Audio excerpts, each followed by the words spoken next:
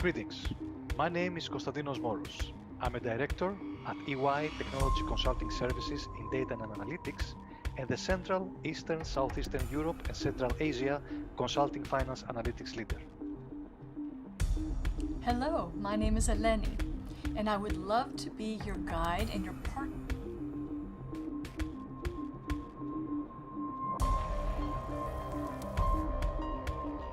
MITEF is the best technology accelerator program in Greece for the last 7 years. Creativity has been there year after year, but I'm excited this year as a material scientist by training myself.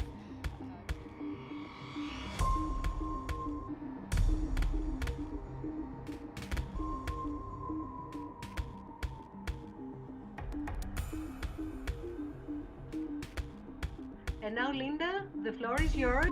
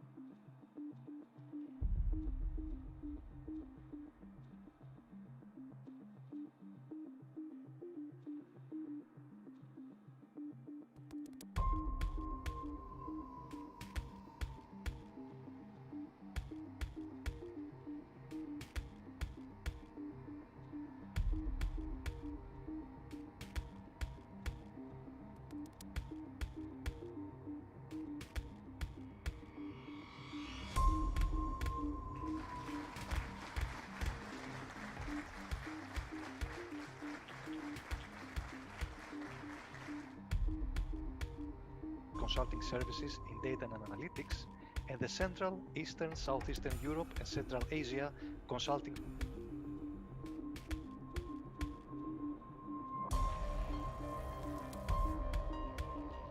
MITF is the best technology accelerator program in Greece for the last 7 years.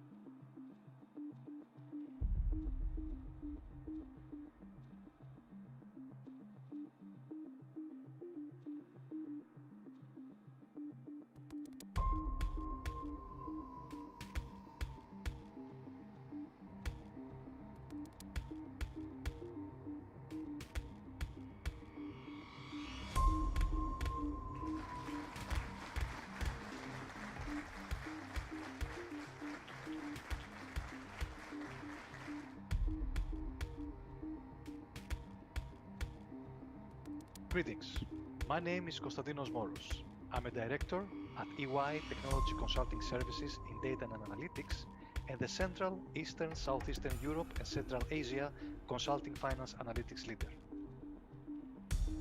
Hello, my name is Eleni, and I would love to be your guide and your partner.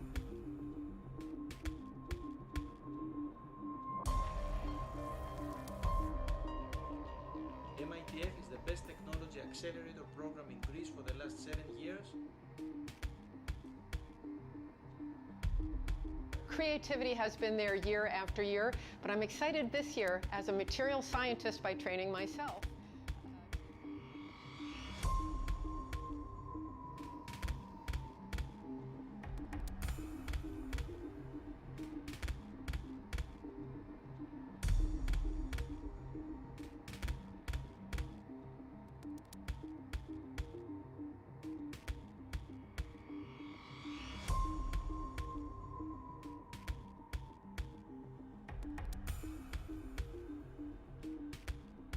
And now, Linda, the floor is yours. Hi, I'm Linda Plano, and I am very excited to be back in Greece.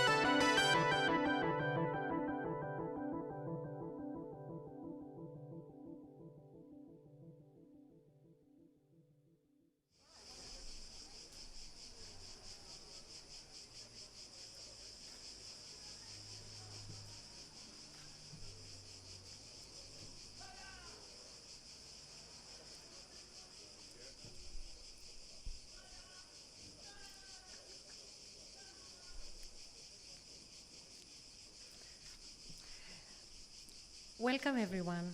Dear Deputy Mr. Dimas, U.S. Ambassador, U.S.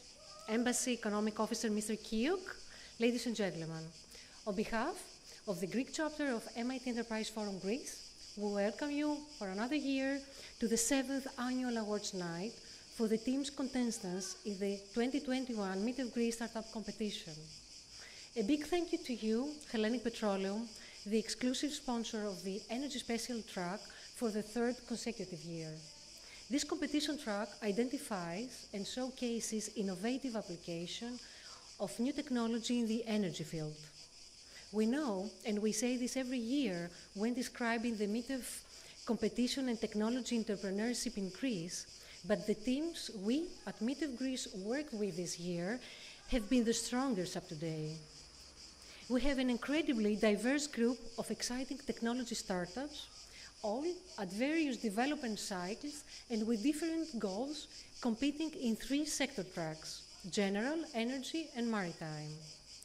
We continue to be impressed and often amazed of the technology that they will enable them to enter the market and become successful entrepreneurs. And that means only great things are in store for the future global technology market. Well, get ready, world. Here comes the MITEF Greece. This year, our acceleration program went entirely online. Yesterday, in a closed event, the judging and evaluation process occurred. The 12 finalists pitched live in front of our judging panel. The winners emerged, and of course, the winners will be announced tonight. A big acknowledge I would like to do, and thank you to the judges and mentors for their invaluable contribution and commitment to this highly demanding process. These are the unseen heroes of this competition and are not just from Greece, but all over the world. So, the program this evening will be as follows. We will start with brief remarks from our esteemed sponsors, guest speakers, and accomplished entrepreneurs. Then, so that you become familiar with the innovation and technologies of our finalists, we will feature short presentation by the competitors. We will close the event with the awards ceremony and a light reception to follow. So, now, ladies and gentlemen, without further ado, let me welcome on stage our chairman, Mr. Gerasimos Spiridakis. Gerasimos.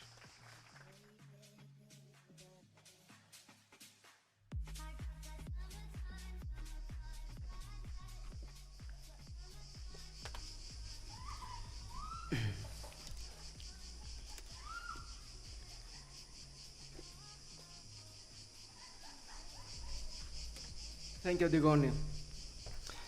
Your Excellency, Deputy Minister Dimas, distinguished guests, sponsors, partners, ladies and gentlemen, Board of Directors of MITEF, jury members, good evening.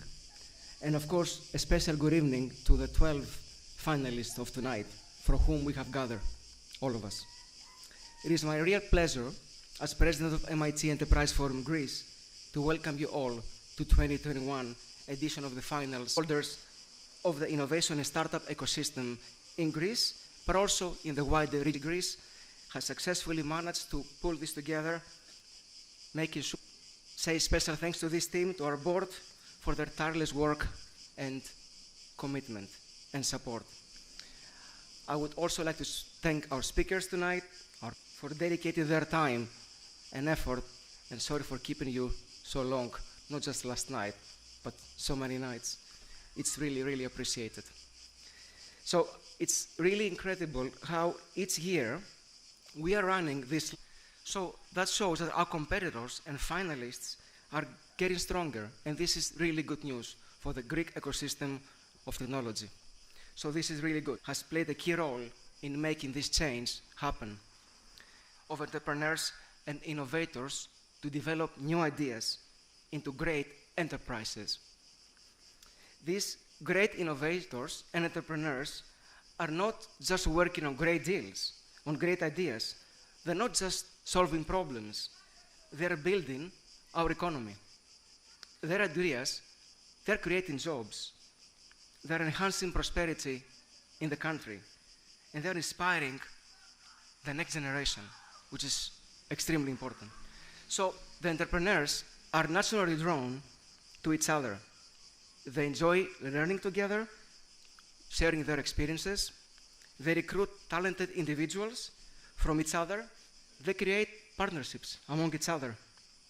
And what I always found truly amazing is that when I talk to them, is that they don't see failure as a problem. In fact, if you meet an entrepreneur or an innovator who has not had in the past some kind of challenges or failures, there's probably something wrong. There's probably, you should ask the question if they have really done anything meaningful in the past. The truth is that among entrepreneurs, failure is welcome. Of course, you have to learn from your mistakes as well, right? So entrepreneurial success is a direct result of mindset, strategy, and intelligence. Being an entrepreneur today is very different from what it was 20 years ago.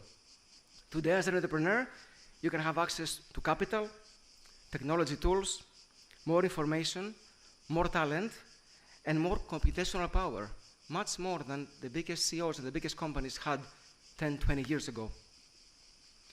So, but this doesn't make the job of the entrepreneur any easier. The successful entrepreneurs, they need to have deep-rooted passion in what they do, laser focus and transformational thinking, and never settling to take no for an answer. Our finalists tonight, they have it all. And by competing here tonight, they have already distinguished themselves as those innovators, as innovating leaders in their industries. They are building or have already built technologies, and they have developed the ideas that they will transform the way we live today and tomorrow, the way we see the world. So I invite you all tonight to take this unique opportunity of being able to gather here face to face, to meet our finalists, listen to them, learn from their stories, learn from their mistakes, challenge them, and more importantly, get inspired by them. Steve Jobs once said, if you really look closely, most overnight successes, they always take much longer time. So these finals tonight, they may take a few hours, but the work that we at MIT Enterprise Forum Greece are doing together with us, the various programs that we offer, I'm personally very excited about the potential of this community. And I would like to invite you all to join me with new ideas and initiatives. A special thanks to His Excellency, Deputy Minister, Mr. Dimas.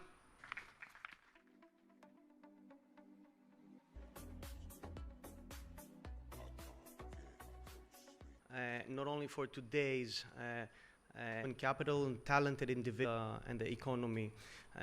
I want to say that up until recently, the Greek state did not have sufficient information about the startup ecosystem in the country. So we didn't know how many startups, no information about the startup ecosystem. So when you don't have sufficient information, you are incapable of implementing specific policies, or to be more accurate, to implement effective policies.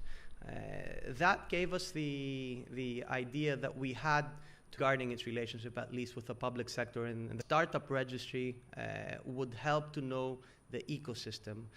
That's why we created Elevate Greece, which currently acts much more than a registry. Through Elevate Greece, we have created incentives, tax incentives, legislated stock options. We also give specific support to startups that were affected from the pandemic crisis. We help in networking opportunities and events.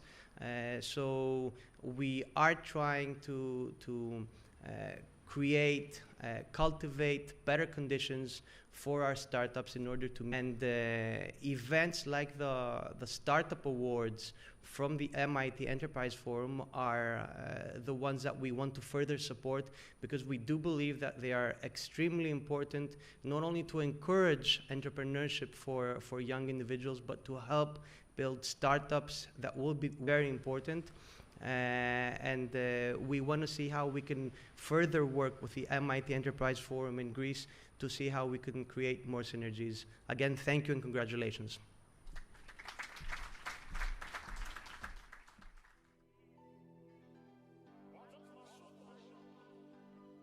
Thank you so much, Deputy Minister, and of course, we would love.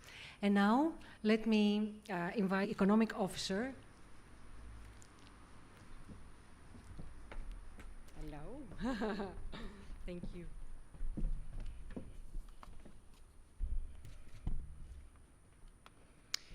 Kalispera σας. Deputy Minister Dimas, MITEF Greece Chairman Spiridakis, dear friends, it's an honor to be here with you tonight.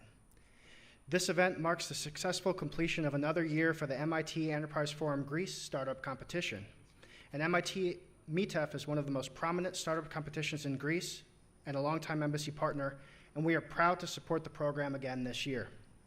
On behalf of the U.S. Embassy in Athens and Ambassador Pyatt, I want to congratulate the MIT Enterprise Forum Greece and especially our competition virtually this year, and for inspiring so many young entrepreneurs all over Greece and for all over the years, and for their ongoing commitment to nurture entrepreneurship in Greece, despite the challenges we've all been facing with the global pandemic. I also want to thank our American expert, Linda Plano, for sharing her time and expertise over the course of the competition throughout the year. Linda is a familiar face at MITEF, and she's worked with Greek entrepreneurs for many years with Embassy's support. One of our top priorities at the U.S. Embassy is to support the country's economic recovery and businesses. The Forum MITEF Global is program innovation, and we're proud of our work with cultural partnerships, strengthen our people and ideas that are crisscrossing our distant borders. Our partnership affirms our belief that when we get together, study together, share ideas together, and at least for tonight, compete together, we grow closer, and our differences become harder to recognize, and our common interests prevail. I also want to congratulate the final teams and all of this year's participants who've been pitching.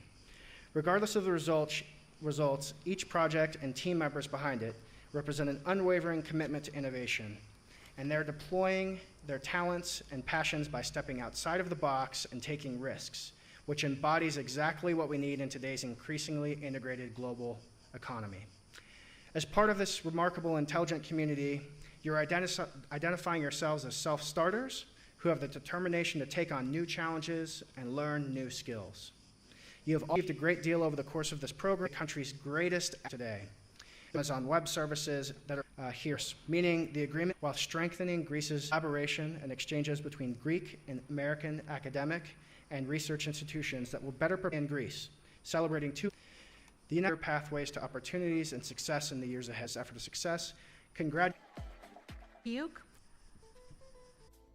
you, dear friends, with you to the Energy League and the contest by serving. Actively participate in challenge is a critical such as wind and solar power grid.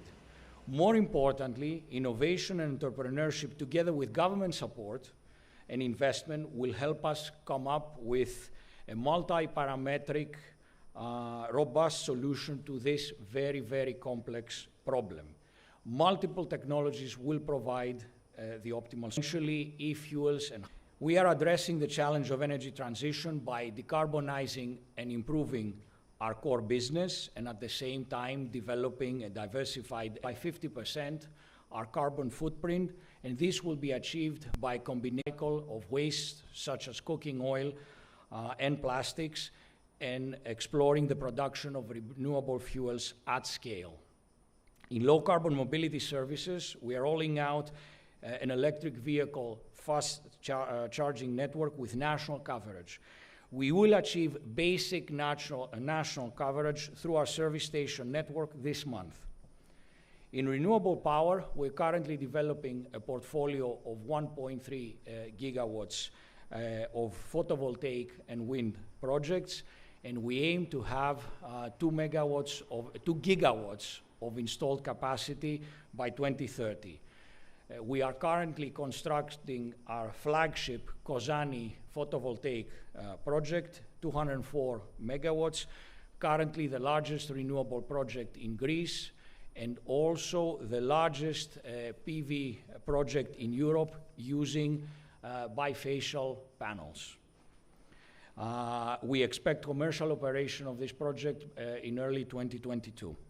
In short, we are rising to the energy transition challenge by transforming and decarbonizing our core downstream business and concurrently building a strong second pillar around no carbon new energy activities. Note with great interest that the two finalists, Icarus Group designed and integrated, maybe we'll have the chance to turbine with smaller dimensions. innovators and entrepreneurs, and we should focus on them pitches. Thank you very much. Thank you very much, Mr. Alexopoulos. First one is Mario Stavropoulos, a great startup, and he will tell us more about his startup. Oops. Okay. Among new entrepreneurs opportunity, I would love to. He famously said that something like important comes from Silicon Valley, far, far away. Lifestyle company, a growth company where you are. I developed and I was doing but then at some point of feedback around me, so we. Until slowly, large the repetitive processes, that we found ourselves in the market with it from actual users, and we were in a position where we started. We didn't know to B2C. The B2B is a totally different. It was back at that point where my business partner, Argyris Kaninis, joined the company, and we turned the company into a B2B company. We learned how to talk to enterprises. We learned how to do all the stuff that were required. We start from the basics, how to process a purchase order, how to talk the enterprise language, how to present ourselves in different events all around the world.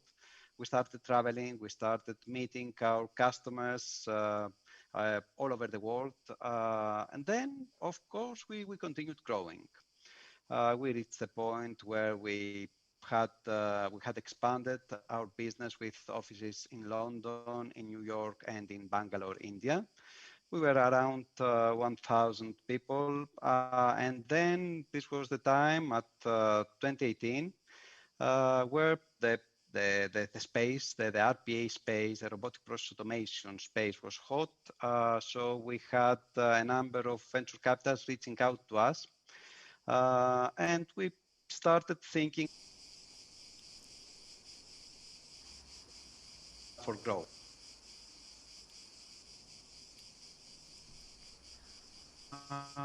And then, along with, now it was in our vision. So, long story short, difficult processes. This incarnation as part of, so this humble assist everyone in the cloud, and this is something that happens my story, where things go well. Working to entrepreneurs, I need to be honest, and I need to tell you that there have been many sleepless nights that we had no idea what to do. We had no idea what would come next. We had no idea how to close a deal or why we lost the deal. So if there's one thing that you need to take out of this, is that a success doesn't always look rosy from the inside. It's a messy journey, but it's the best thing that you can do with your lives, because it's some for listening to me, and best of luck to all the new entrepreneurs. Thank you so much, Marios. And now let's continue with our second connection, and let's invite Yves Robert Charoux. He's the head Switzerland, Europe, Middle East and Africa, member of the executive board of the bank Julius Baer. Jury and finalist, dear MITF team in Greece tonight. And I've always been impressed by the level of entrepreneurial activity in your country. I think it's very legitimate for all of you. Over the last decade, Greece is passionate about startups, about the forefront of innovation. And especially during the post-COVID era, I think it is absolutely essential for Europe to secure its innovators, entrepreneurs, in order to drive the digital transformation we absolutely need to see across industries, verticals, in the whole continent. I think Europe is at a crossroads of defining its future. And for this, we need startups like you. We need, new ideas to find new solutions. Data shows that your venture capital exits since 2013. I think these numbers are new employment, new opportunities, and new businesses for innovation. I want to take a moment here to congratulate MIT Enterprise Forum Greece, chaired by a vibrant ecosystem for innovation. And when you get starting in your business, life can, and I'm sure sometimes you are really whether you should keep going. But tonight, I'm very happy to see the 12 incredible finalists that have, really you've come here tonight with. I think we should really want of innovation. And innovation has never been, created top-down process. It's creative, and it's sometimes really you have to embrace failure quicker and celebrate entrepreneurial success. It's something we endorse. It's the way we were founded more than 130 years ago by the founding family. We've come back to it. A very go new ways, the founders, or within their families, like we are in. We only have to worry about a very crystal clear strategy for us. We get distracted, stick to your idea faster or maybe cheaper than your competitors, but stick to the original idea. That's what we are doing at Julius Baer. An increase of the number of business owners on the way when the important decisions are being made. But also at the very beginning, when it's all over the world are actually, they share many of the same characteristics. They're passionate, their ambitious idea, the vision for their business. So at Julius Baer, we celebrate the unique nature of our clients, and our service is tailored really to support them to make their vision come to life. Resolute, our clients who like us have a desire to do very much. Thank you, Yves. And now, let's continue with two short presentations. And let me invite on stage Nicholas Priotis, Vice President of Technology Ventures at the Signal Group. Welcome, Nicholas.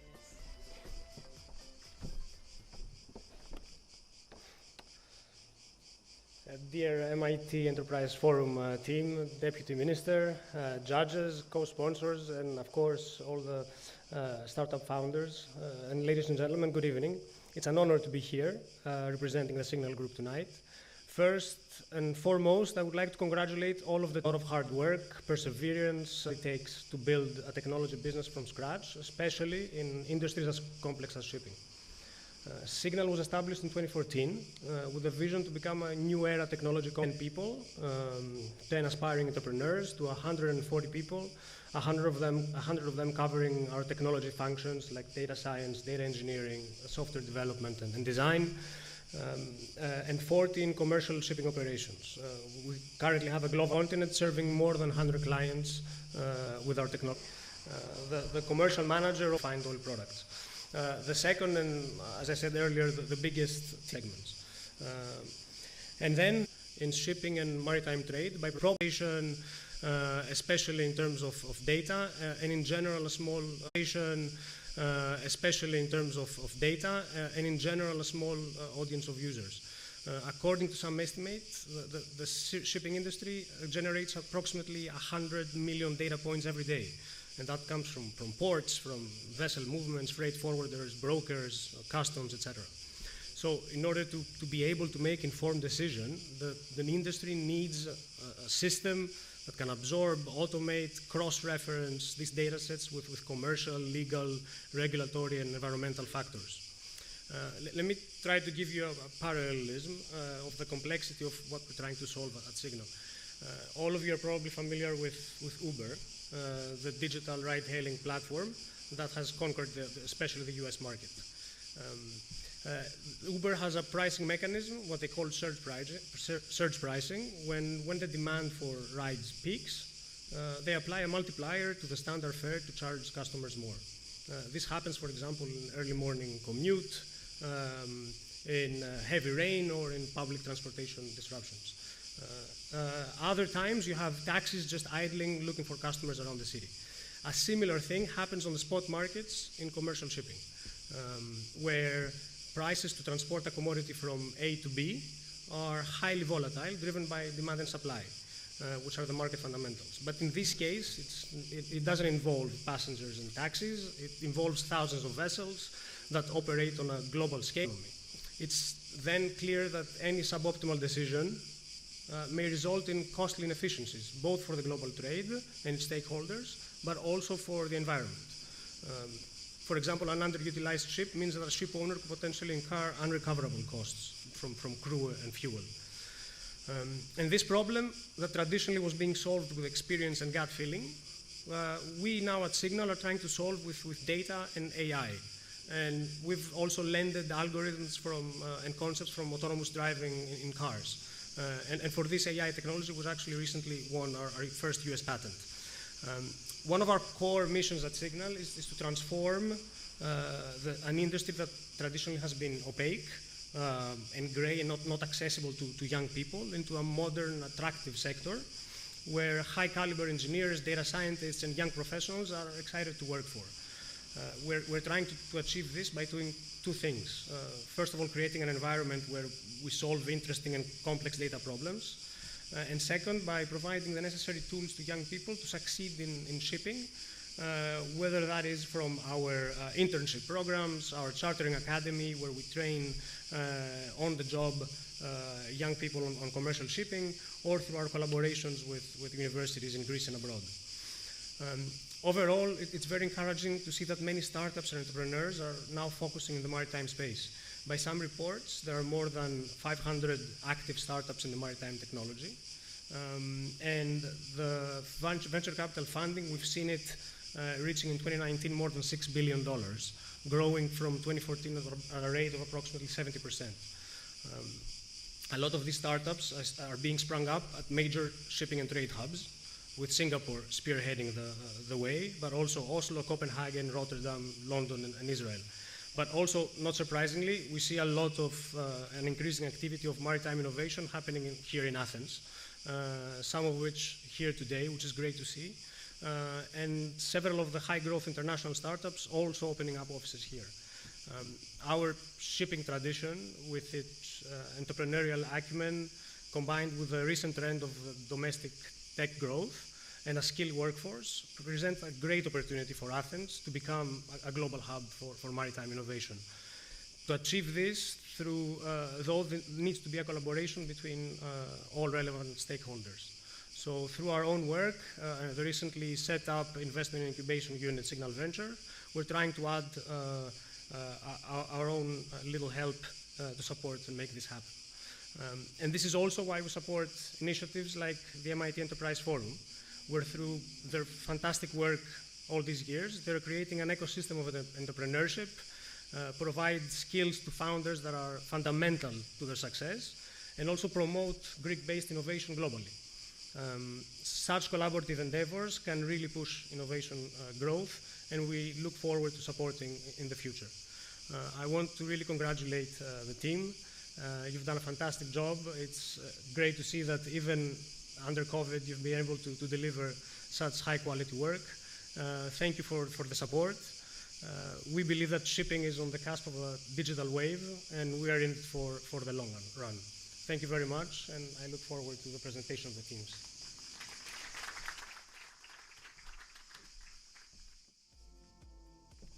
Thank you so much, Nicholas. And now, the last speech for tonight, and then we'll have a short break, and then the short speeches for our R&D director at System Sunlight. Hello, Nikos. Good to see you. Company Sunlight Systems. We're in a company that we have a very long tradition on the production of batteries. We have actually in Xanthi one of the largest factories of this kind of products in the world, combined with a renewable recycling facility. And all of this is now combined with a new trend in the company. We are investing heavily on R&D. We have built a new R&D center here in Athens. We have hired the last 9 months at least 60 engineers and scientists that are going to work between our facilities and innovation. We are really looking forward to enhance our collaboration with the MIT Forum. We are looking forward to continue this discussion that has started with you in the last months and go even deeper in it. And we have more than enough time and people to invest in collaborations with startups. There are a lot of problems that have to be solved. The problems are interdisciplinary. We are discussing with artificial intelligence, cloud computing, chemistry, engineering, mechanical engineering, automatizations. All of these topics are things that we are looking into, and we are looking forward to rubbing shoulders and scratching our heads together with more and more startups here in Greece. So thank you very much.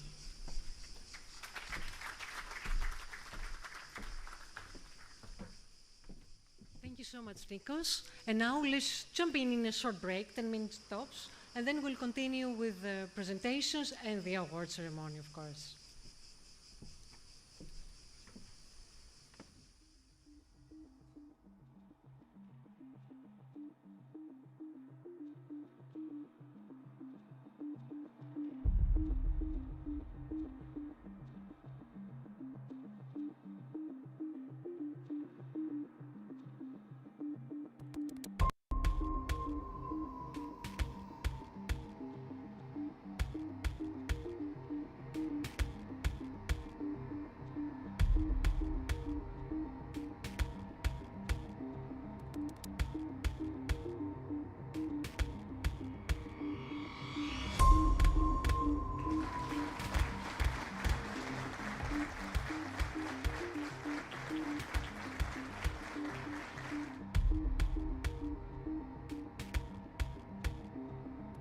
Greetings. My name is Konstantinos Moros. I'm a director at EY Technology Consulting Services in Data and Analytics and the Central, Eastern, Southeastern Europe and Central Asia Consulting Finance Analytics Leader. Hello, my name is Eleni, and I would love to be your guide and your partner.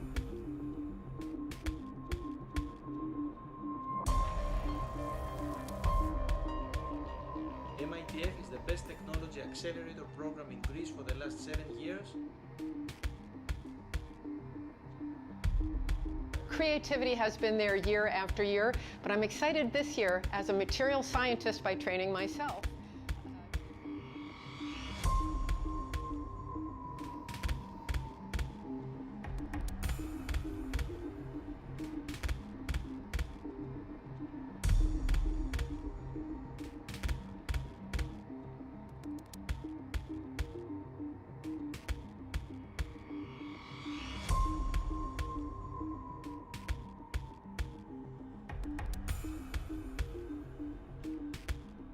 And now, Linda, the floor is yours. Hi, I'm Linda Plano, and I am very excited to be back in Greece.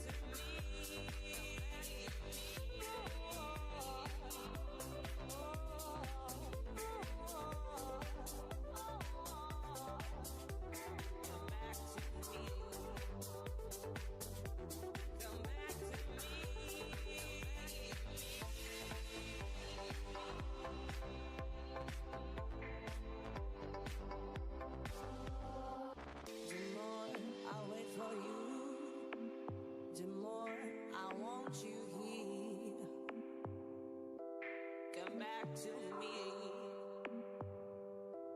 Come back to me. Come back with you. Yeah, just come down.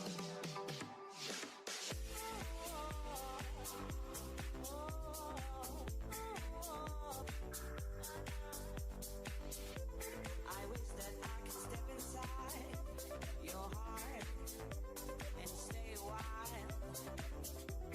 Come back to me. Come back to me.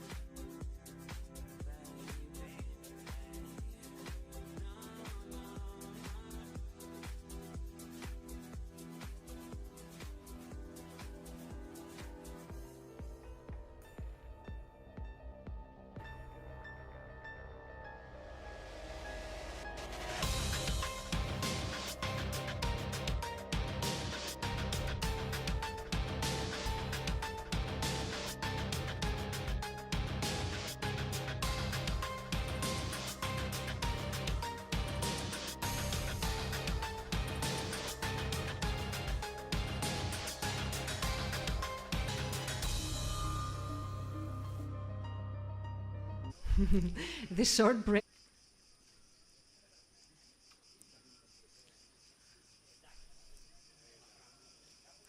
Well, now it's the most interested part theme with a short presentation of 3 minutes each. And let's invite from 12 Gods, Dimitri Iosifidi, which is the research director. Okay, Dimitri. Great, Dimitri. So nice having you again here. Thank you for the invitation.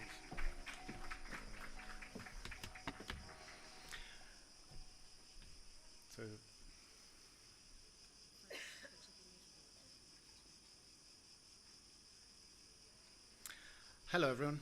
I'm Dimitri Iosifidis. I'm the research director of 12 Gods. Our vision is to bring together science and primary agricultural production in creating a highly value-added, fast-moving consumer good that can convey our cultural and historical heritage while addressing today's consumer needs. We have created blends of aromatic and medicinal plants grouped together to deliver in a targeted manner their health benefits. The Aroma Innovation Hub, and of course, they're in compliance with EU regulations.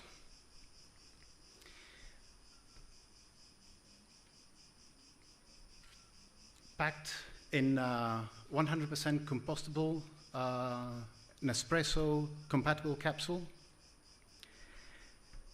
We offer convenience while minimizing waste. Our herbs are fair trade sourced from small organic farmers with whom we work directly through contract farming.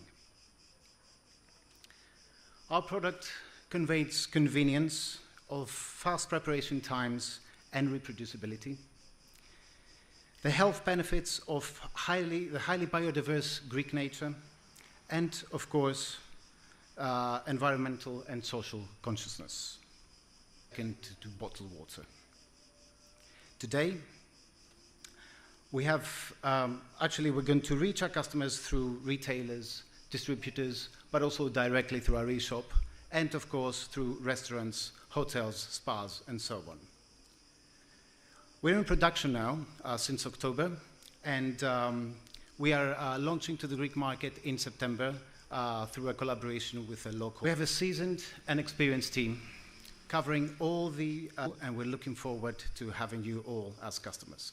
Thank you very much.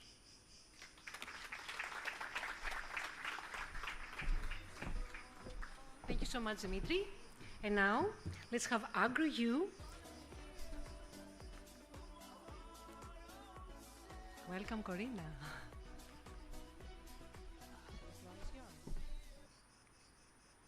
My name is a two-sided online marketplace that quickly and easily connects them with the skilled agricultural workers that they need. It may seem that this is a problem that it should have been solved generations ago, but here is how it goes.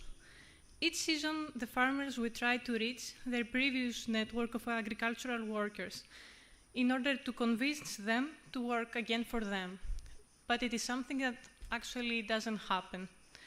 And it is important for them to have the technology. We're actually providing them to a bigger network of skilled agricultural workers. With a click of the button, the worker can show up at the field and do the harvest in less than a minute or two, which required and we have already more than 50,000 unique users actively using our service.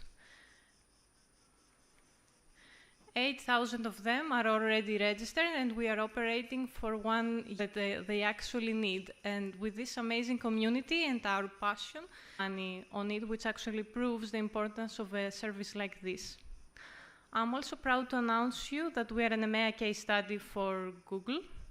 The company supports us, and they have also stated that AgroU helps with the recovery of Greek economy. We combine the expertise needed in order to execute our mission. We're AgroU, and we're... So, let's move to the next one, and the team is Hermos, and let's invite Panagiotis Kolios, team leader, and recently arrived from Cyprus too. Welcome, Panagiotis.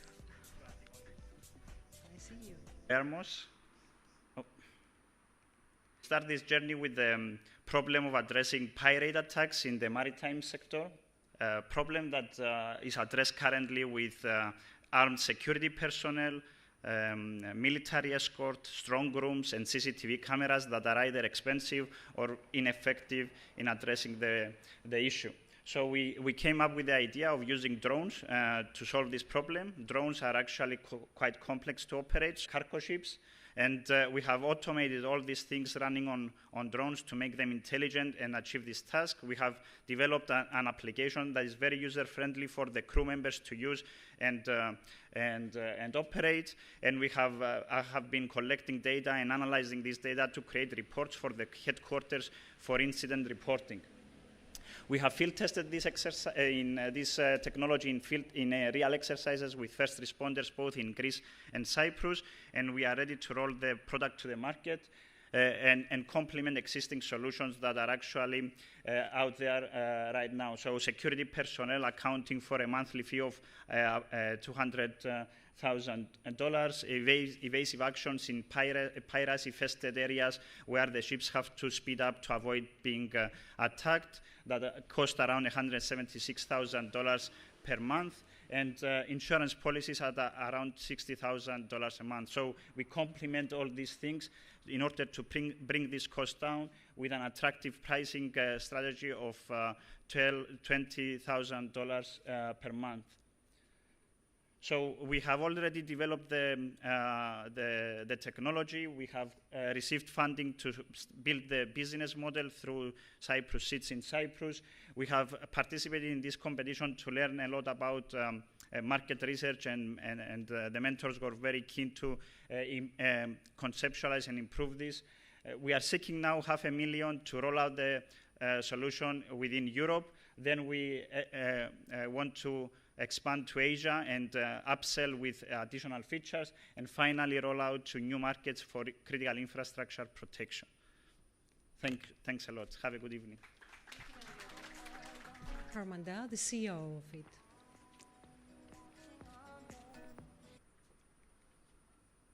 Hi everyone, I'm Gina. So, for the people today here that have times did you think that this whole process is too complicated? How many times did you think simpler? As simple as ordering a coffee, especially today. I thought about it, and it's not only. This results in 170 million prescriptions per month that need to be managed. The process is like that. And here we want you to remember three things. For the hands, what they need to do of 200 million. We're going to be decreasing the workload by 35 hours per month and increasing customer retention. The best part is that Almacare has already a successful pilot running in Greece, in Athens, with some very early revenues, and our goal is in the next 6 months to have a pilot running in Germany. How are we going to do so? Of course, because of our team. Our team has an amazing industry experience, but also tech and startup, which gives us a safe ground to launch our product and our idea and aim for our growth. And our growth roadmap looks like that. We're going to be starting small by partnering with small independent pharmacies, and as we grow, we're going to be aiming and partnering with bigger players such as pharmacy chains, clinics, and telehealth companies. So if you liked our presentation, and most importantly our vision, we'd like to take that conversation offline as well. Thank you very much for your time and attention. Thank you. Thank you so much, Gina. Let's continue with Apicon, and let's invite Maya Thanu, the CEO of Apicon, on stage. This way.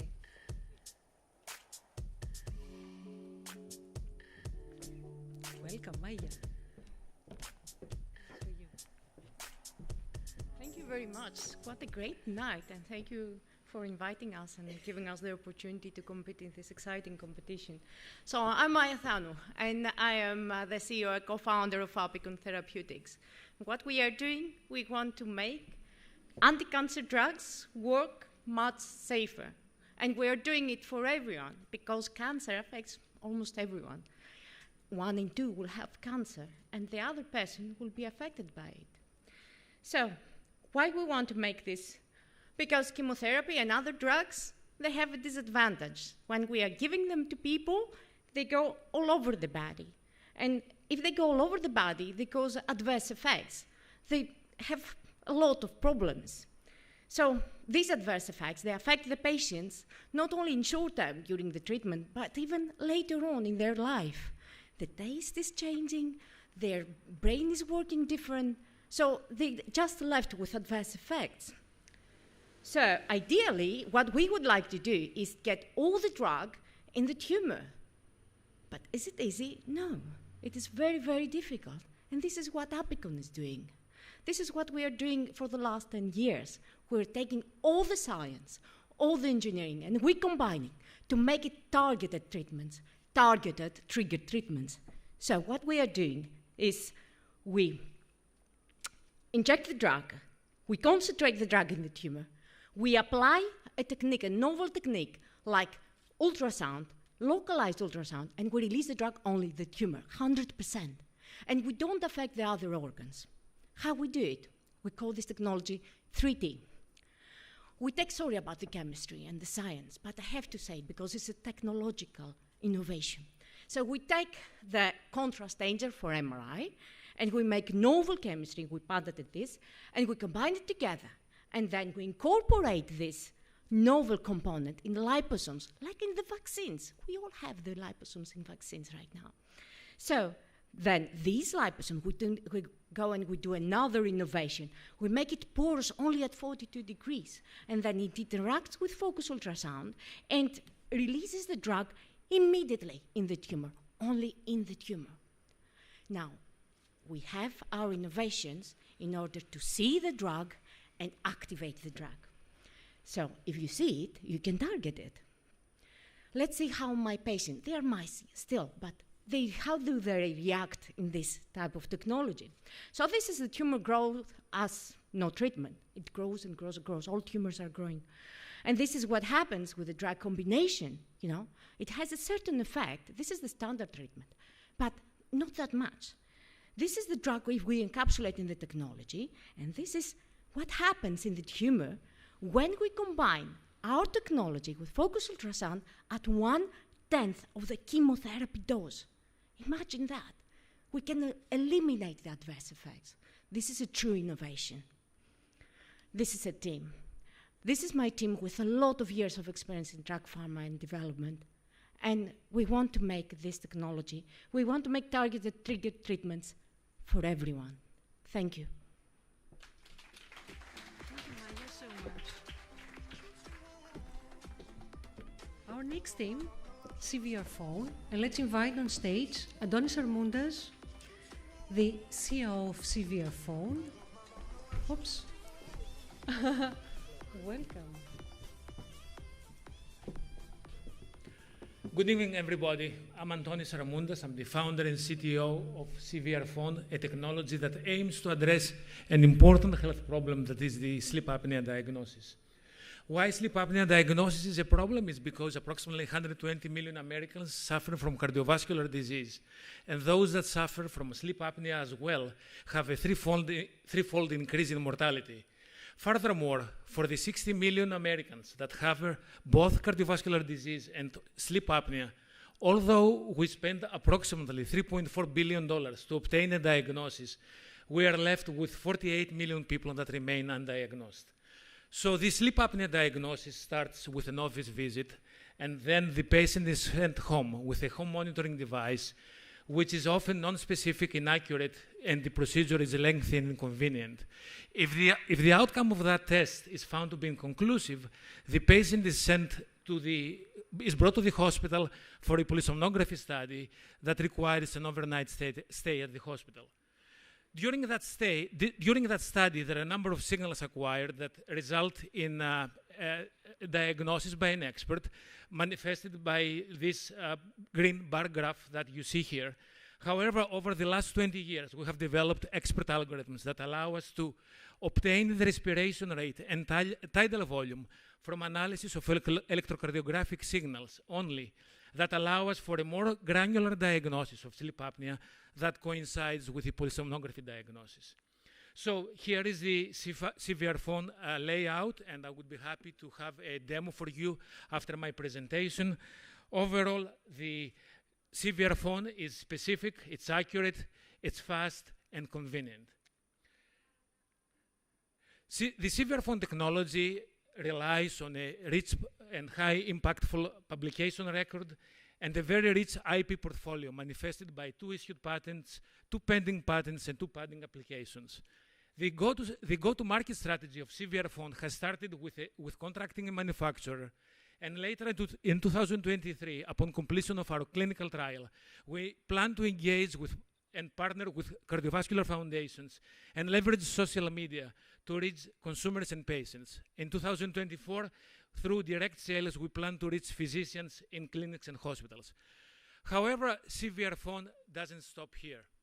We aim to create a hospital-grade, home-based monitoring platform by allowing continuous electrocardiographic and arrhythmia monitoring, by allowing continuous pulse oximetry monitoring, and eventually blood pressure monitoring, and also in 2024 by obtaining continuous ischemia diagnosis. Now, all these technologies that you see here have been developed and published. It's published work.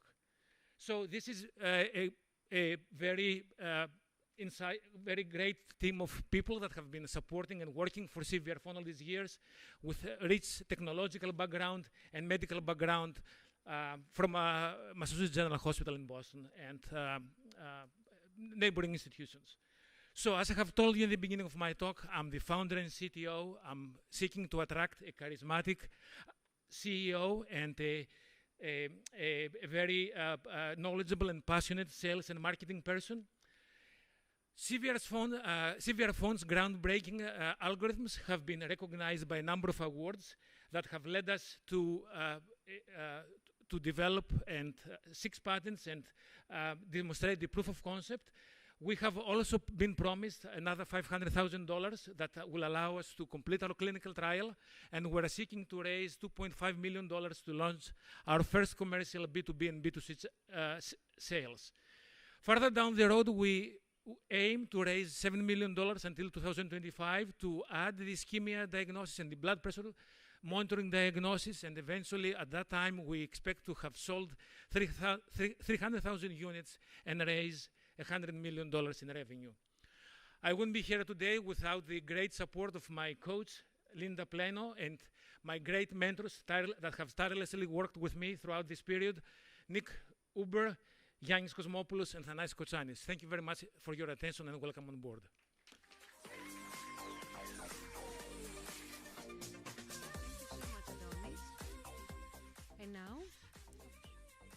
And now let's have Iulius Georgiou, CTO of DMEC, here for his presentation. Welcome, Julius. Nice seeing you. This is you.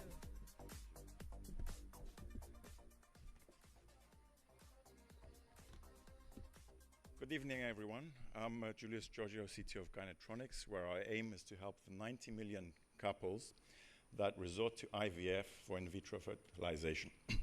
So the story with IVF goes that these couples will spend between $50,000 and $100,000. They might take over a year, and the ladies will undergo hormone therapy, and only half of them will get to take a child home. And that's a bit of an issue that we want to address. So the ladies have contractions, the non-pregnant ladies have contractions in the non-pregnant uterus, and these contractions actually help ovulation, they help fertilization, and then when the embryo needs to be implanted, it needs to calm down. And a couple of studies have shown, one using MRI, that hyperactivity of the uterus means the implantation cannot happen, and another one was done with ultrasound, which is not so reliable. But again, they concluded that the uterus needs to be calm for the embryo to implant itself. So despite having this information, unfortunately, contractility is still not used as part of the fertility workouts. And the reason for this, you can't have an MRI inside an OBGYN's clinic. It's too costly. It takes a lot of space. So that's where Gynetronics comes in. What we've done is we've developed the electrouterograph. It's the equivalent of the electrocardiograph, but instead of the heart, it's for the uterus. So it consists of a very fine, thin electrode. It's like a 1/4 millimeter ribbon, and it gets inserted inside the uterus with a small catheter. And this will record the electrical signal inside the uterus and give direct correlation with the contractions of the uterus. So we patented this new medical device in 2019. We've demonstrated in first-in-human clinical trials with the approval of the Cyprus National Bioethics Committee. We've taken data from 120 ladies, and they've had multiple recordings with this device. And it's been shown to be completely safe, and we've had 0 complaints in all of these recordings. So compared to other solutions, it fits very easily in an OBGYN's office. It's a very small device. It costs 1 order of magnitude less than an ultrasound machine and 3 orders of magnitude less than an MRI. It's very easy to use. Any gynecologist can apply this device as long as they've done an embryo transfer during their career. And it's a 10-minute examination to check the contractility of the uterus, and it's completely painless.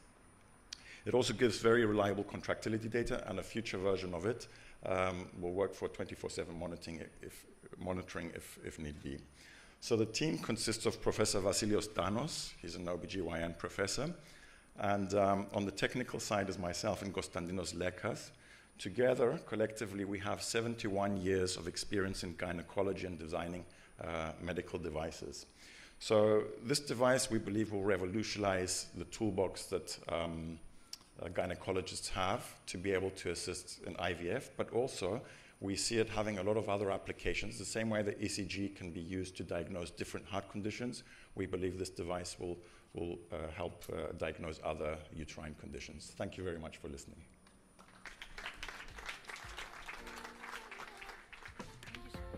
Thank you so much, Yuli.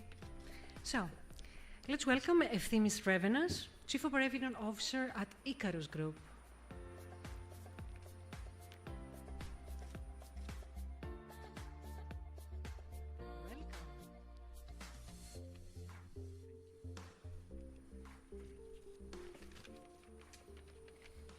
Hi, everyone, and thank you for having us here on this wonderful night. My name is Efthimis Revenas, and I'm the CEO and co-founder of Icarus Group. Pipe failure is a major problem for the world's industries, with corrosion being the leading factor of failure. Corrosion costs industries worldwide $2.5 trillion per year. And as a result of that, pipe failures, we have multiple fatalities. At the moment, there are 3 solutions on the market. The first is replacing the asset, a time-consuming process that delivers an asset which is brand new, but comes with a huge price tag, plus the cost of production lost. Then we have welding, a low-cost targeted solution, however, is temporary, a major health and safety hazard for explosions, and still subject to corrosion. Finally, we have composite repairs, a great solution which can take place whilst the asset is operating, restore integrity, prevent further corrosion. However, they're a bit expensive, lack tasting data, and are relatively slow to implement. So here's our solution to the many industries that are suffering from this. A pre-impregnated composite with a rapid cure time, a composite that is qualified to the strictest of international standards, developed with the resin impregnated into the cloth, maintaining the fiber to resin ratio exact. That ratio is crucial on delivering a high quality, top-notch repair. The application is really simple. We prepare the surface of the asset using tools that doesn't produce any spark or flame, and then we're peeling that blue film that you see and wrap the asset with our composite. This is a simple procedure on purpose, so the human factor plays as little role as possible to avoid crucial errors. We are also developing a powerful piece of software to complement our services. Our software will streamline the design process and assess compliance to the international standards, ensuring all of our competitors do the same thing. In time, we are actually looking to linking our software to our repairs by embedding sensors to acquire a live stream of data and monitor their health. Overall, we are delivering multiple benefits. we are 55 to 88% more cost efficient, over 90% more time efficient, can save hundreds of thousands per day on operational costs, and we don't emit any harmful emissions. We don't require any detailed hot work permits and required through analysis on the job safety, as we don't use any type of naked flames or ignition sparks. So at the moment, we are completely self-funded. We have developed our first composite repair system and our software prototype. We are seeking 150,000 euros to qualify our composite systems, purchase equipment, and start completing projects. We then focus on expansion, getting our software certified before having another funding round to take us worldwide. We are looking for investors or strategic partners with our vision to change the asset maintenance, so feel free to reach out to us afterwards. Thank you very much.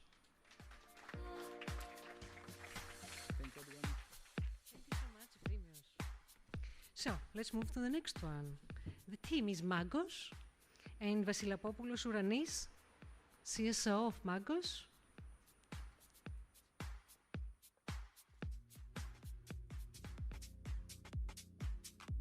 Welcome.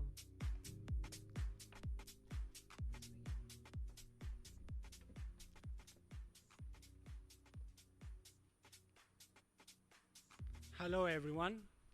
My name is Vasilapostolos Uranis, and thank you so much for this opportunity. I'm co-founder and chief strategy officer at Magos, enabling people to touch the intangible. So, virtual world is increasingly important in recreation and work. And all started with virtual reality and solutions like the Oculus. It's been added with augmented reality, utilizing solutions like the Microsoft HoloLens, then mixed reality, which is further integrating both two ways, and finally, it's all called extended reality. And I want you to know about that because extended reality is an insanely big market with an insanely high growth rate.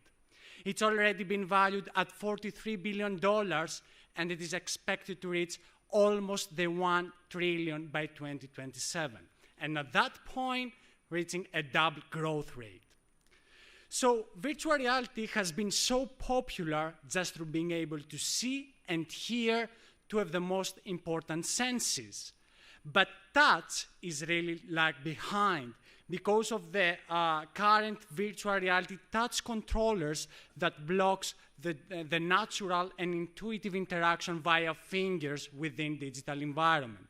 And we know that we need all three senses to truly enjoy virtual reality. So as you can see on the left side of the screen, if you get to use this type of devices, virtual reality touch controllers, there's no feeling of touch. There is no real manipulation of the virtual object, other than just a little bit of spatial reality. But on the right side of the screen, via Magos technology and its capabilities, we can bring you touch.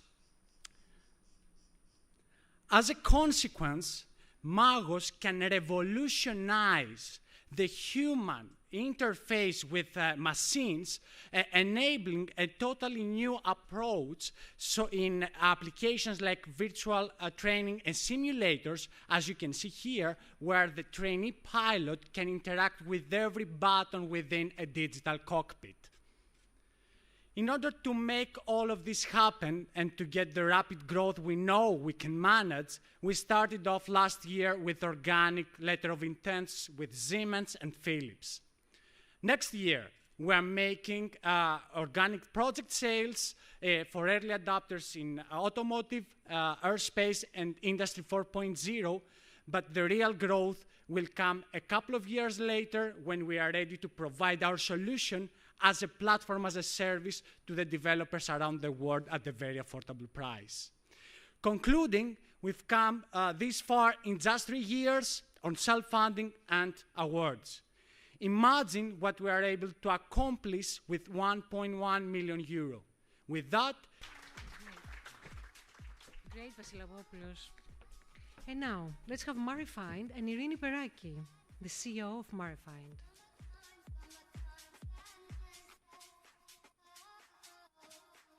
Welcome, Irini.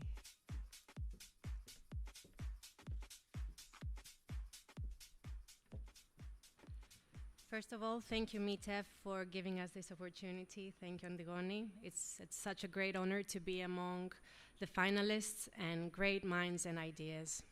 So my name is Irene, and I'm the founder of Marifind. Marifind is the first online platform for networking and job placement in shipping.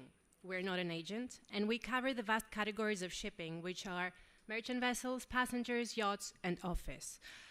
Companies can get directly in contact with sea professionals from all around the world for onboard and offshore positions in just a click. However, companies struggle to find the right sea professional at the right time and the right position, even though there are 2.6 million from different locations experiencing skills. The agents who are in charge for the crewing system in shipping are restricted in the locations they are operating from.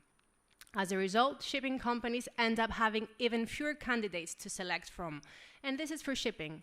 You need a different agent for passengers, yachts, office, and so on. So we find that agents and the system they are operating, the online marketplace is opaque. It's quite difficult for sea professionals to manage their own careers. And it's quite costly for shipping companies as they need 2K per head per year, and many times they don't find what they need. So Marifind is here to bridge the two sides, enhance direct communication, is a 24/7 online marketplace, and enhances equal employment opportunities to all. It gives the opportunity to sea professionals to manage their own careers directly, and it's very affordable for shipping companies as we charge 450 euros per year to contact as many sea professionals as they wish. We also have an online directory map for training and medical centers, as both are needed for sea professionals to join on board. At the moment, we have centers in Greece advertising themselves in our map, and this gives the opportunity to companies and sea professionals to do it by themselves without the need of any middlemen. We doubled up since December 2020 in a very challenging year. We have 7,000 employers representing 0.3% of the market penetration, 33,000 web visitors, and currently 14 customers representing 300 vessels and yachts. Our dream team consists of Ms. Vasilaki, the development mind behind Marifind, Mr. Pagidas, our developer, and myself with a 10 years experience into the crewing. Thank you very much, and good luck to all.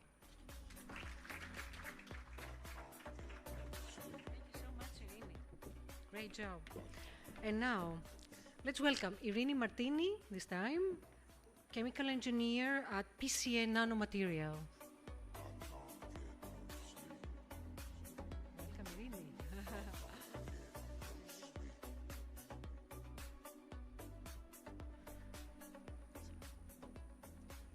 Hello, everyone.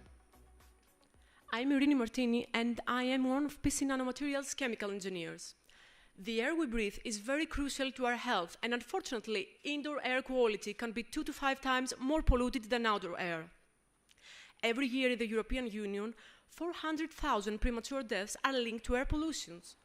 How many of you are afraid every time you have to go to the hospital because of nosocomial infections? Well, I am, because superbugs cause more than 33,000 deaths in Europe and 35,000 deaths in the US every year. There are a number of places where the vulnerable must be protected from air pollutants to pathogens, such as hospitals, schools, busing, nursing homes, and so on. And of course, COVID-19 had a very wide dispersion in those places. Our product can deal with these challenges, and let me explain you how it works. All of us have used sunscreen. One of sunscreen's active ingredients is titanium dioxide, and that is because it reflects UV radiation from the skin, similar to how white paint reflects light. When sun hits the surface of titanium dioxide, the energy is absorbed to excite electrons to the contaction band, and during this process, which is called photocatalysis, air pollutants and pathogens can be decomposed. We have lowered this band gap in such a way that photocatalysis can occur, and with artificial or indoor lighting, producing no hazardous byproducts. Our product can achieve 99.99% reduction of pathogens. Look how the pathogens die in just 10 minutes. We implement our titanium to fabrics, metals, antibacterial cement tiles, for which we have gained a gold award, glass, air conditioning system, and paints. In 2014, we painted this tunnel, and guess what? 6 years later, the tunnel was as wide as the day we painted. So the municipality saves 56,000 euros per year due to diminished lighting needs. We also painted this Army Medical Center. And not only did we achieve nitrogen oxide reduction of the order of more than 70%, but also total bacteria elimination. So who are we? George Yakidis is co-founder and CEO of the company. He was physics professor at the University of Crete with a remarkable scientific career. Vasilis Binas is co-founder and scientific advisor of the company. He is also a visiting professor at the University of Crete, amongst others. Anastasios Kladis is in charge of strategy and business development. He has strong experience in sales and marketing management and a solid engineering background. I, on the other hand, I'm a chemical engineer with no previous working experience, but with a lot of enthusiasm for my work. Thank you very much.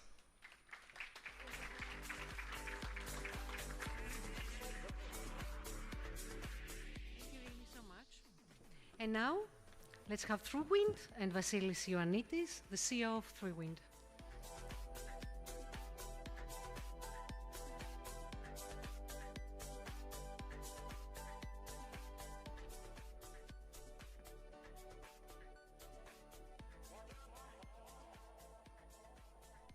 Hello, my name is Vasilis Ioannidis and I'm CEO at ThruWind, where we are developing the next generation of small wind turbines. The trend in the wind turbine industry is to build bigger and bigger blades and to use higher towers in order to capture more wind energy. Small wind turbines are actually the only types of wind turbines that can be installed near end consumers, but they are not optimal in terms of size and efficiency. Would anyone want to have an enormous wind turbine in their backyard? Apparently no. So while most wind turbine technologies are increasing the diameter of the blades, instead at ThruWind, we are increasing wind velocity. We are using an aerodynamically redesigned rotor as well as a diffuser that creates under pressure to speed up wind and to make the system generate a lot more electricity out of a much smaller size. You can think of this as a jet engine design versus a conventional area-based one. We have actually patented this technology and we have assessed its feasibility with the National Technical University of Athens that has estimated an attainable increase in efficiency of 200%. We have also established a strategic partnership with Rhenergy, which is a successful small wind company in China that has granted us worldwide rights to use their equipment and to add our own design capabilities to it. We are currently finishing off with our R&D activities as we have completed most parts of the system, including the tailor to the diffuser blades that you see in the picture. By this September, we expect to complete our pilot prototype, and we are currently looking for a business partner to install our jet engine-alike wind turbine prototype in their facility for demonstration and testing. Drawing upon our successful collaboration with Rhenergy and the workshops of Greece that have joined us in this project development effort, we are targeting as our main customers to be Greek ports, municipalities for smart islands, private investors of small wind farms, factories, as well as the residential sector in Greece and abroad. We have invested more than 130,000 euros with the support of government grants, and we expect to attract a considerable amount of investment of 1 million euros after we complete our pilot prototype. We have this money will actually be used into certifying our product, building a new manufacturing plant, as well as start making our first wind farm installations in order to supply at least 30% of the Greek small wind market and start entering other countries. Our overall goal is to become an international leader in small wind. In addition to our existing partnerships, we are very much interested in establishing new ones focused on small wind in Greece, in Europe, and beyond. Thank you very much.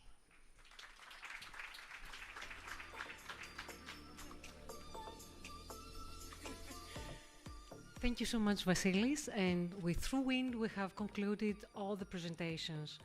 We really hope we enjoyed it as much as we enjoyed it throughout the whole acceleration program, meeting the teams and all the persons. So now is the time that we all waiting for. So, second runner-up for 2021 startup competition is, and let me invite on stage Marina Hadjopoulos for giving the second runner-up prize.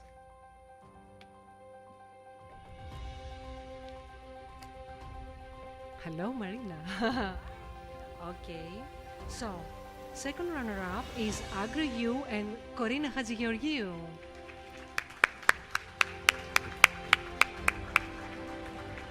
Corina.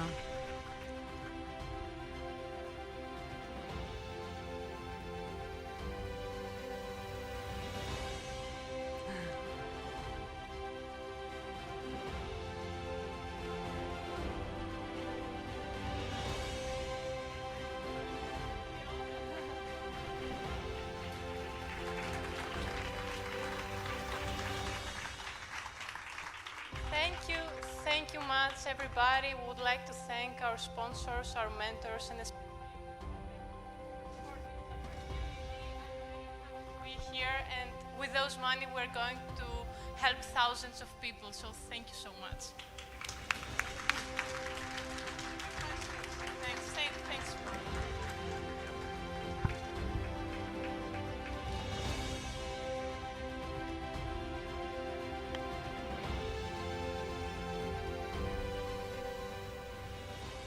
And now ready for the first runner-up, and let me have on stage Mr. George Alexopoulos from Hellenic Petroleum to give the second prize, the first runner-up. And thank you, Mr. Alexopoulos. And the first runner-up is Magos and Vasilakopoulos Uranis.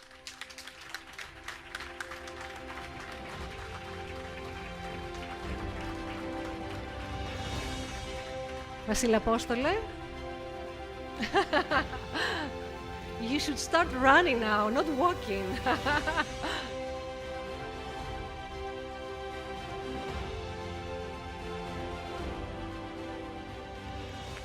Thank you so much for this opportunity.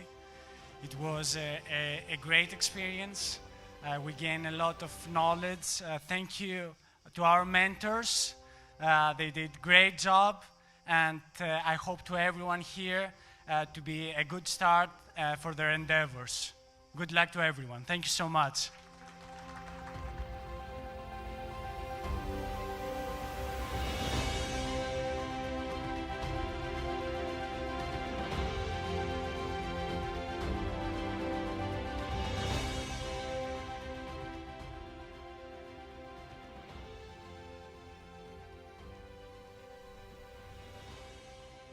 And now is the time for the winner. And let me invite on stage Deputy Minister, Mr. Dimas, for the first prize. Mr. Dimas, thank you so much. So, ladies and gentlemen, the winner is Maya Thanu and Apicon.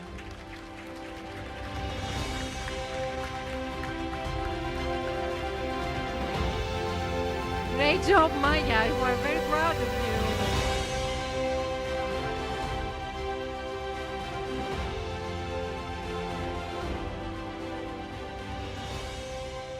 Thank you so much for this opportunity. Of course, this is giving us confidence that we can move on and we can fulfill our mission. We do have a mission, and you guys are helping us tonight. Thank you so much. Well deserved.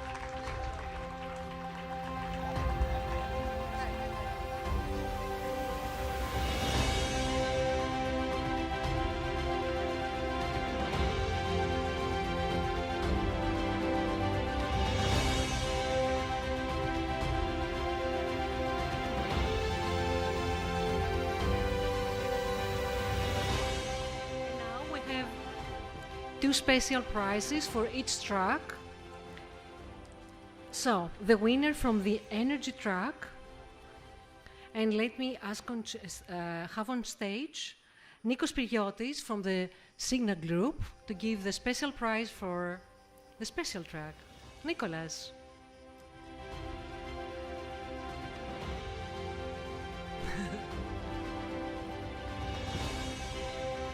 Okay, so the winner from the special track is Mare Find. So, Irini Peraki.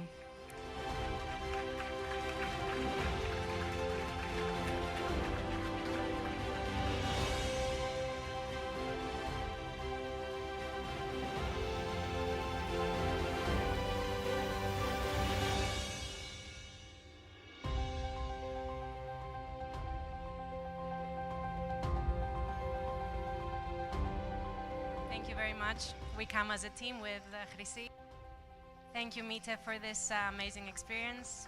Thank you very, very much. Very, very happy.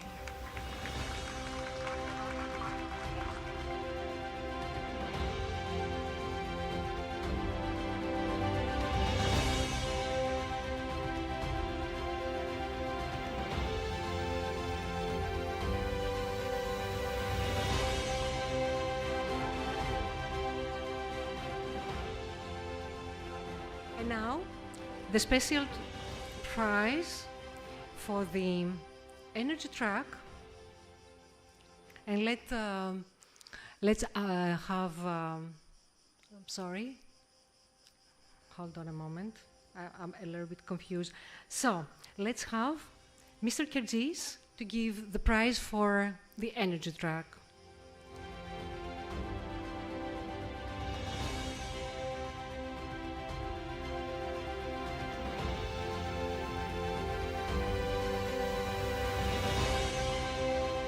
Through Wind and Vasilis Ioannidis from the energy track.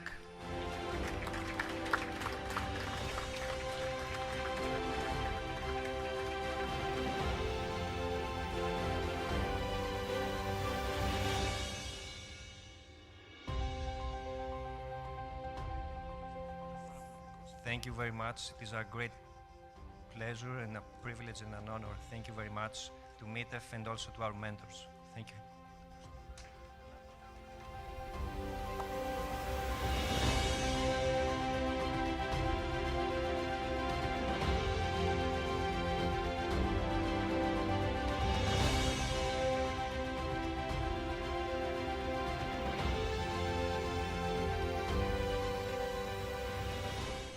And the last special prize is from the general track, and of course, Maya has it again. So, Maya, you have to come once more here to have the special prize from the general track. And please, let's have Milady Stubu from Microsoft to give to our lady winner the general track prize.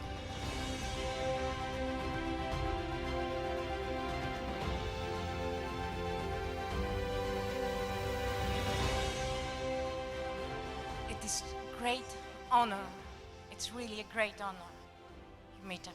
Thank you, mentors. You know who you are at the back. Thank you so much. Thank you so much. Ευχαριστώ for κάθε επιτυχία.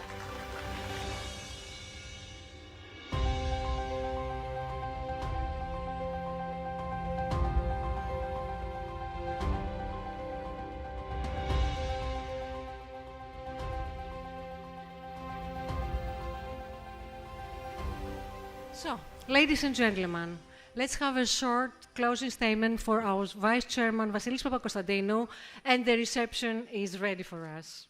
Vasilis?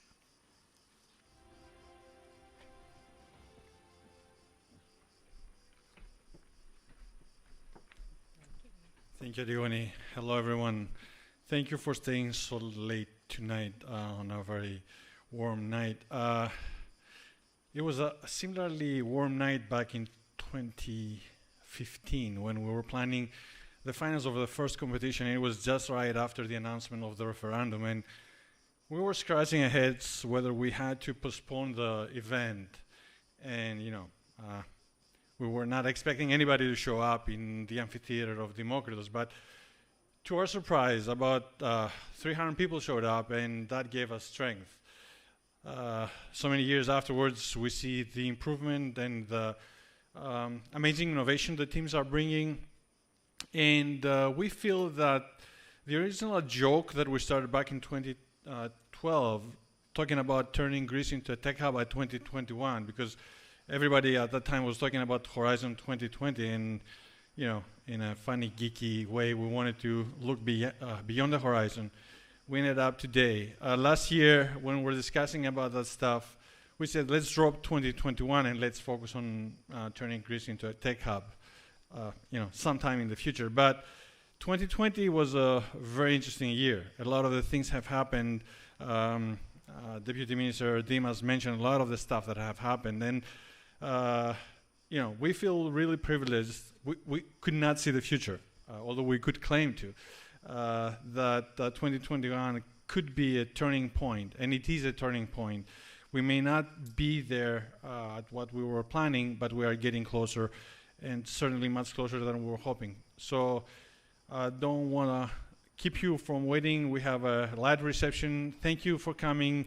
Thank you for supporting MIT Enterprise Forum. To all the judges, to all the mentors, and of course to all the great teams that we had today and all the teams that have gone before.